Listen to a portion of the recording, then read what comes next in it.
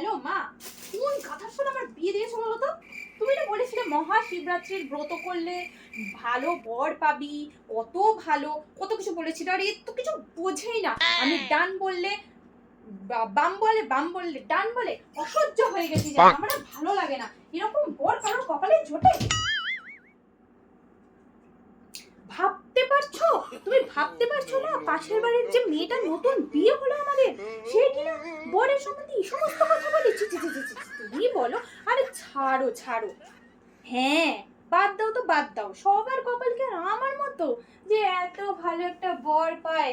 সত্যি বাবা, আমার বরের মতো বরই হয় না, খুব ভালো খুব ভালো। হ্যাঁ হ্যাঁ হ্যাঁ হ্যাঁ। না না না না, কোনো ব্যাপার না, খুব ভালো বর, খুব ভালো বর, সব কিছু আমার কত হেল্প করে, কত ভালোবাসে আমার বলো তো। হুম হুম হুম হুম হুম। ঠিক আছে ঠিক আছে, রাখছি, পরে কথা হবে, হ্যাঁ।